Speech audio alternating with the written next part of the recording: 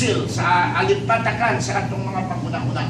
Ato ni pabilit unsa din ang prinsipyo kasama nato dungan tanan.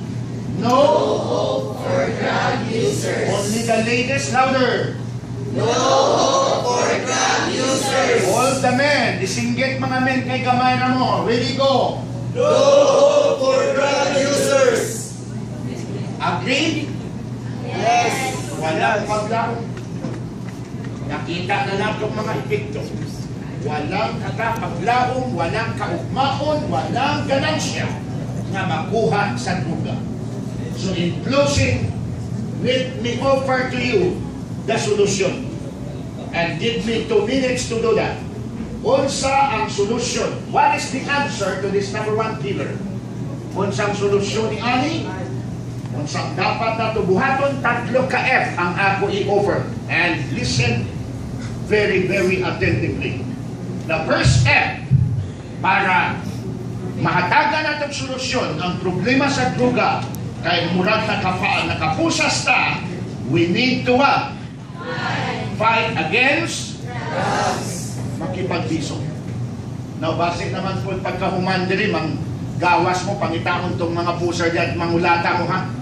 Dili maunang fight against drugs. Meaning, dili ka magpailan.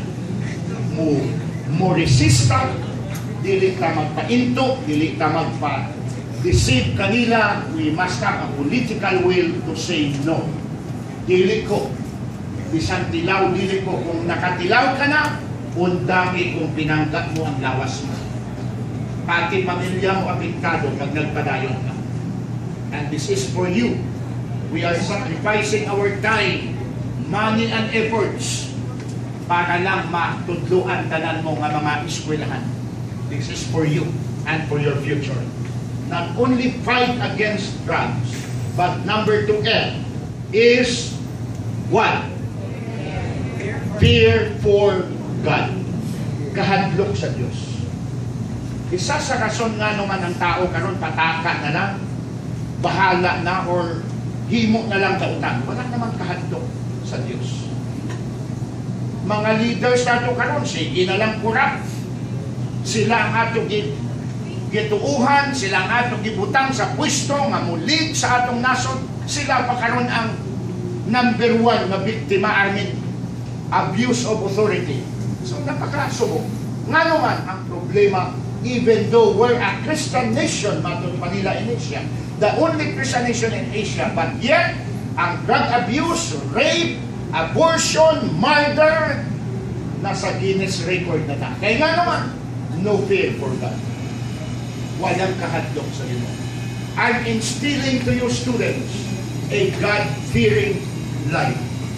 Isa kini na solusyon. Kung gusto na ito maging drug-free society na, drug-free university mo, kinahanglan may takot sa Diyos. Kaya sa oras wala natakot sa Diyos, obviously wala natatakot kay sir, wala natatakot sa pulis, wala natatakot sa atong ginikanan. Fear must start with God. We must have fear for God. Nga naman gidala ko ni, I'm not instilling religion here. Tungkol kay ang kinabuhi nato sa ayaw at sa gusto ninyo. That's why may opening prayer kamo kanina. Nag-start na opening prayer. Kulang lang ang kinabuhi nato sa Ginoo. And we recognize that. We did not came from an egg. What na nagikan sa ugoy, gituga na sa Ginoo. May creator na. So kay ipahulang galing ang kinabuhi, ang pinga nato ni kay kunya mo account ka kaniya. We will be summoned by God. And He will ask us, asa mo gamit ang kinabuhi nga gipahulam ko. Asa mo gamit ang lawas nga ako hatag kanimo.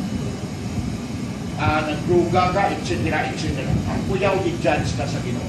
So kailangan magsugod ang fear. We cannot only fight against drugs. That's not only the motivating factor. Kailangan pangalawa, mayroong takot. God-fearing ta.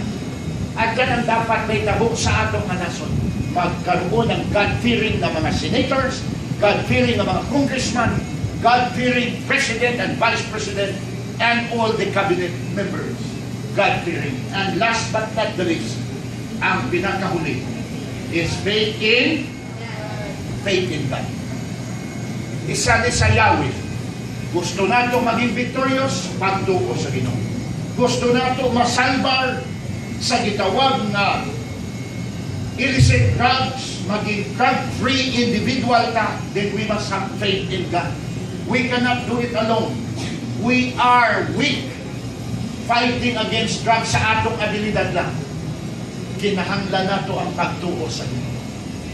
And by having said this, I would like to invite you. Let's make a covenant before God. Let's ask Him to help each and every one of us. My Lord, make me a drug-free individual. Accept Jesus as your Savior first. Kilala si Kristo. Makatoliko ka, ma-born again, kung saman, si Kristo ang issue nini. Siya lang ang taglaon. He died for you. He died for me. Para lang hatagan ka kung maayong kaugmaon. The only hope is trusting Christ as your Savior. Do you believe that? Siya lang ang pag-asa. So as I close, I would like to invite you to please bow down your heads. Inupo ang mga ulo o iisa ang kamot. Tuong na kamot. One hand only. Right hand. And then ask Jesus Christ to be our Savior. That's the first. And then secondly, makayuon nato ang iyang tawag. Mga mahimok kamong mga drug-free individual. Nothing is impossible with God. When we ask Him by faith, He is willing to do that. Nanaog ganit siya din para lang tumuson kita sa atong mga sala. Mauni ang Yahweh na maging drug-free university, ang USP, drug-free ang atong nation, drug-free ang individual sa matag usakan ninyo. Repeat this prayer after me. Ayaw lang suon-suon, kinahanglan seryoso na. Ayaw dula kay ikaw na po ang alaot ko niya, wala yun ni mahimok sa imo kung suon-suon lang ka. Make this real from your heart, by faith, butangi o pagtuo, kay tabangan ta sa Ginoo. This is the prayer now. Lord Jesus, I acknowledge that you alone can help us be a drug-free university.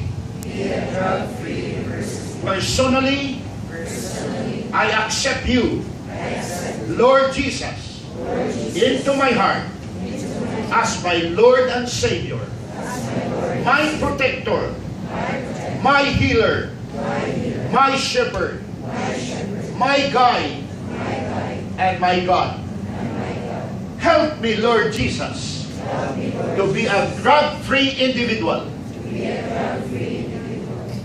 Help me to finish my studies successfully so I can be a help to my family, to my alma mater, to my beloved nation. Thank you, Lord Jesus, for paying my sins by dying at the cross of Calvary, so I could live righteously with fear for God and the ability to resist the illicit drugs that is rampant in our country today. Make me a channel of blessing to those who are victims, that I can disseminate the information and tell them to say no to illegal drugs.